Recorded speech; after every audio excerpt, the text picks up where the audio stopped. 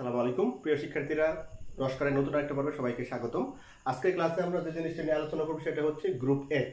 আমরা সাধারণত জানি রসায়নের ক্ষেত্রে আধুনিক পর্যায় সারণীতে স্বাভাবিকভাবেই 7টা পর্যায় এবং 18টি গ্রুপ বিদ্যমান।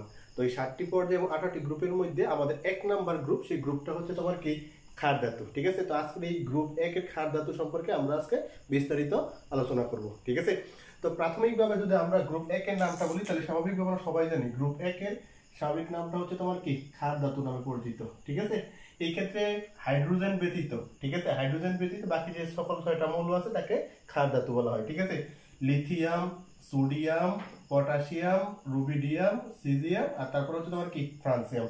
তোমার যদি জিজ্ঞেস করা হয় ক্ষার ধাতু সমূহ কোনগুলো, তাহলে অবশ্যই বলবো হাইড্রোজেন ব্যতীত বাকি সকল 6টা মৌলকে কি বলা হয়, ক্ষার ধাতু বলা হয়। ঠিক আছে, তো এই ক্ষার ধাতু সম্পর্কে আমরা কি কি তথ্য বলা যায়? তো প্রাথমিকভাবে বলা যায় যে ক্ষার ধাতু সমূহের ক্ষেত্রে যখন ইলেকট্রন বিন্যাস করবা তাদের সর্বশেষ কক্ষপথে ইলেকট্রন সংখ্যা থাকবে কয়টি? একটি। যেমন মনে করো আমরা লিথিয়ামের ক্ষেত্রে যদি ইলেকট্রন বিন্যাস করি তাহলে লিথিয়ামের পারমাণবিক সংখ্যা কত? 10। হাইড্রোজেন, হিলিয়াম, লিথিয়াম, এই ক্ষেত্রে ইলেকট্রন বিন্যাস করলে 1s2, তারপরে কত? 2s1। ঠিক আছে, সোডিয়ামের ইলেকট্রন বিন্যাসটা করো, তো সোডিয়ামের ইলেকট্রন বিন্যাস করি 1s2, 2s2, 2p6, তারপরে হচ্ছে তোমার কত? 3s1। ঠিক আছে, এই ক্ষেত্রে দাও লিথিয়ামের এটা হচ্ছে 1 নম্বর কক্ষপথ, এটা হচ্ছে 2 নম্বর কক্ষপথ। তার 2 নম্বর কক্ষপথের তোমার কি s অরবিটাল ইলেকট্রন কয়টি? একটি। ঠিক আছে, এটা সোডিয়ামের ক্ষেত্রে দেখো এটা হচ্ছে 1 নম্বর, এটা 2 নম্বর, এটা কয় নম্বর? 3 নম্বর। এই ক্ষেত্রে 3 নম্বর দেখো s অরবিটাল ইলেকট্রন কয়টি? একটি। তারপরে যদি আমরা পটাশিয়ামের ইলেকট্রন বিন্যাসটা করি, পটাশিয়ামের পারমাণবিক সংখ্যা কত? 19। ঠিক আছে, তাহলে এই ক্ষেত্রে 1s2, 2s2, 2p6, 3s2, তারপরে কত? 3p6। ঠিক আছে, তারপরে হচ্ছে তোমার কি আমাদের 4s1। এই ক্ষেত্রে কিন্তু 3d তে ইলেকট্রন পরে যাবে। আমরা সবাই জানি l প্লাস l এর নিয়ম অনুসারে, ঠিক আছে, 3d এবং 4s অরবিটালের মধ্যে তোমার কি l প্লাস l এর নিয়ম অনুসারে 3d এবং 4s অরবিটালের মধ্যে 4s অরবিটাল মানটা কম। এই কারণে ইলেকট্রন আমরা আগে কোথায় প্রবেশ করাবো? 4s orbital. 4s অরবিটাল পূর্ণ করে তারপরে আমরা 3d অরবিটালে যাব। ঠিক আছে, এই ক্ষেত্রে যেহেতু 4s অরবিটালে একটা ইলেকট্রন প্রবেশ করাইছো, আমরা জানি s অরবিটালে 2টা ইলেকট্রন প্রবেশ করানো যায়। যেহেতু এখানে আরো একটা ইলেকট্রন এখনো কম আছে, তাই আমাদের এই ক্ষেত্রে 3d অরবিটালে ইলেকট্রন প্রবেশ করানো যাবে না।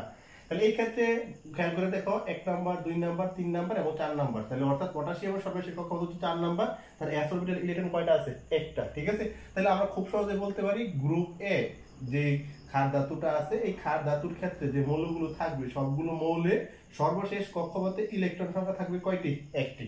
ঠিক আছে, আমরা আরো একটা ব্যাখ্যা তথ্য যদি আমরা বলি, এরা সাধারণত যখন বন্ধনে অংশগ্রহণ করবে, ঠিক আছে, কারা? লিথিয়াম, সোডিয়াম, পটাশিয়াম, অর্থাৎ গ্রুপ 1 এর যে মৌলগুলো আছে তারা যদি বন্ধনে অংশগ্রহণ করে তারা সর্বশেষ কক্ষপথ থেকে একটা ইলেকট্রন দান করবে। যেমন মনে করো আমরা যদি একটু খেয়াল করে দেখি, সোডিয়াম, সোডিয়াম লিথিয়ামের ক্ষেত্রে আসলে লিথিয়াম, তারপরে সোডিয়াম, তারপরে পটাশিয়াম, তারপরে রুবিডিয়াম, তারপরে সিজিয়াম, তারপরে কি ফ্রান্সিয়াম, এরা সবাই কিন্তু বন্ধন যখন অংশগ্রহণ করবে, ঠিক আছে, সবাই একটা করে ইলেকট্রন দান করবে। যেমন সোডিয়ামের কথায় যদি আমরা আসি, সোডিয়ামের ইলেকট্রন বিন্যাস করলে তার যে কাঠামোটা পাওয়া যায়, প্রথম কক্ষপথে 2টা ইলেকট্রন, দ্বিতীয় কক্ষপথে 8টা ইলেকট্রন, তৃতীয় কক্ষপথে কয়টা ইলেকট্রন? একটা ইলেকট্রন।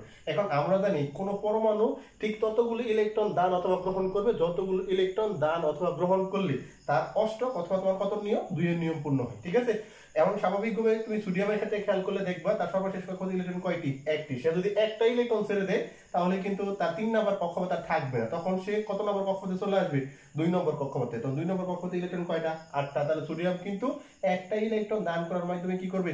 অষ্টক পূর্ণ করবে। এই কারণে সোডিয়াম সব সময় বন্ধনে একটা ইলেকট্রন দান করবে। ঠিক আছে, সোডিয়াম সর্বশেষ কক্ষপথ থেকে একটা ইলেকট্রন দান করে সোডিয়াম প্লাস আয়ন তৈরি করবে।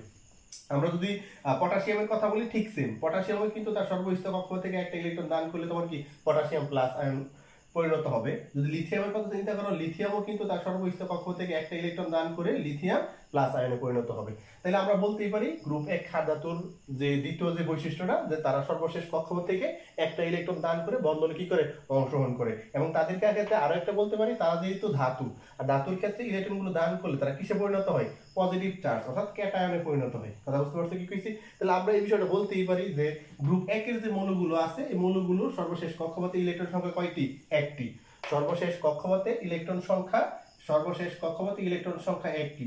এরা বন্ধনে কয়টি ইলেকট্রন দান করে? এরা বন্ধনে একটি ইলেকট্রন দান করে। বন্ধনে একটি ইলেকট্রন দান করে। ঠিক আছে, বন্ধনে একটা ইলেকট্রন দান করে এরা পজিটিভ চার্জ অর্থাৎ কি তৈরি করে? ক্যাটায়ন তৈরি করে। ঠিক আছে, এরা পজিটিভ চার্জ ক্যাটায়ন তৈরি করে। এটা কথা মনে রাখতে হবে, যেহেতু তারা স্বাভাবিকভাবে একটা ইলেকট্রন দান করে, এই ক্ষেত্রে তাদের যোজনী ধরা হয় কত, এক। এই ক্ষেত্রে গ্রুপ একের যে মৌলগুলো আছে সবার যোজনী তোমার কত ধরবা, এক। ঠিক আছে, যোজনী কত ধরা হয়, এক ধরা হয়। যেহেতু তাদের যোজনী এক, তাহলে আমরা এই ক্ষেত্রে জারণ মানের কথা বলি, তাহলে তাদের জারণ মান হবে কত, প্লাসের ওয়ান।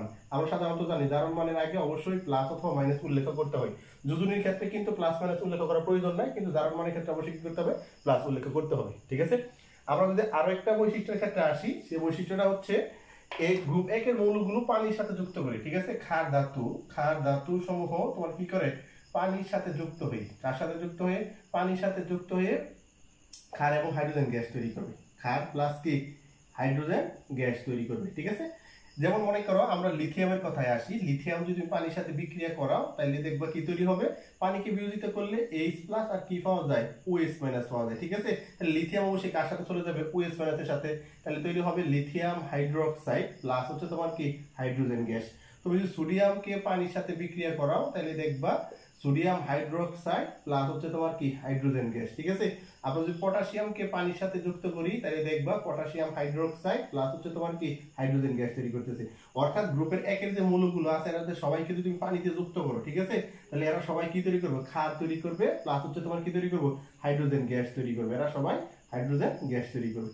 তাহলে মূলত আমাদের গ্রুপ একে যে ক্ষার ধাতুগুলো আছে, ক্ষার ধাতুর এই রকম বৈশিষ্ট্যগুলো তারা কিন্তু প্রদর্শন করে। তাহলে আমরা খুব সহজে কিন্তু বলতে পারি পর্যায় সারণীর ক্ষেত্রে আমাদের কয়টা পর্যায়, কয়টা গ্রুপ, আমরা সবাই জানি আধুনিক পর্যায় সারণীতে 7টা পর্যায় 18টা গ্রুপ বিদ্যমান। তো 18টা গ্রুপের মধ্যে 1 নং গ্রুপ, অর্থাৎ 1 নং গ্রুপের নাম হচ্ছে আমার ক্ষার ধাতু। এই ক্ষার ধাতুগুলো কারা, অর্থাৎ হাইড্রোজেন ব্যতীত বাকি সকল 6টা মৌলকে কি বলা হয়, ক্ষার ধাতু বলা হয়। তো ক্ষার ধাতু মৌলগুলো সর্বশেষ কক্ষপথে ইলেকট্রন কয়টি, একটি। এরা বন্ধনে একটি ইলেকট্রন দান করে এবং একটি ইলেকট্রন দান করার মাধ্যমে পজিটিভ চার্জ ক্যাটায়নে পরিণত হয়। ঠিক আছে, এই কারণে তাদের যোজনীয় এক, জারণ মানও কি, এক। আরেকটা বিষয় মনে রাখবা, এই যে ক্ষার ধাতু সমূহ আছে এরা পানির সাথে যুক্ত হয়ে, ঠিক আছে, কার সাথে যুক্ত হয়ে, পানির সাথে যুক্ত হয়ে ক্ষার এবং কি তৈরি করে, হাইড্রোজেন গ্যাস তৈরি করে। তা আমাদের এই গ্রুপের একের যে বৈশিষ্ট্যগুলো আছে এটা খ নম্বরের জন্য প্লাস হচ্ছে এমসিকিউতে এবং ক নম্বরের জন্য 3টা জায়গার মধ্যে সব সময় প্রশ্নটা আসে। আমাদের পর্যায় শ্রেণী অধ্যায়ের ক্ষেত্রে খুবই গুরুত্বপূর্ণ একটা বৈশিষ্ট্য বা টপিকটা হচ্ছে কিন্তু গ্রুপ একের ব্যাখ্যা। আমাদের আধুনিক পর্যায় সারণীর ক্ষেত্রে 3টা গ্রুপের ব্যাখ্যা সবচেয়ে গুরুত্বপূর্ণ, যেগুলো সবসময় আমাদের অনুধাবনমূলক প্রশ্ন এমসিকিউতে এবং ক নম্বরে আসে। এর মধ্যে গ্রুপ 1 ক্ষার ধাতু, গ্রুপ 2 মৃৎ ক্ষার ধাতু, গ্রুপ 17 হেলোজেন গ্রুপ এবং গ্রুপ 18 নিষ্ক্রিয় গ্যাস। এই 4টা গ্রুপের বৈশিষ্ট্য আমাদের অনুধাবনমূলক প্রশ্নের জন্য আমাদের কিন্তু ভালোভাবে বৈশিষ্ট্যগুলো জানতে হবে। তো আশা করি আজকের ক্লাসে আমরা গ্রুপ একের অর্থাৎ ক্ষার ধাতুর যে বৈশিষ্ট্যসমূহ আছে খুব সহজে আমরা শিখতে পারলাম। এই বৈশিষ্ট্যগুলো আমরা অবশ্যই খাতায় লিখে রাখবো, তাই জন্য আমাদের পরবর্তীতে যেন মনে থাকে। আরেকটা বিষয়গুলো আমাদের এমসিকিউতে সবসময় আসবে। তো সবাই একটু ভালো করে মনোযোগ দিয়ে ক্লাসটা করার সময় খাতায় তথ্যগুলো লিখে নেবে। তো সবাইকে অসংখ্য ধন্যবাদ রসায়নগণের সাথে সাথে যুক্ত থাকার জন্য। সবাইকে অসংখ্য ধন্যবাদ। সবাই বেশি বেশি করে ক্লাসগুলো শেয়ার করবে, বন্ধুদের কাছে শেয়ার করে দিবে এবং রসায়নগণের সাথে সংযুক্ত থাকবে। আসসালামু আলাইকুম ওয়া রাহমাতুল্লাহ।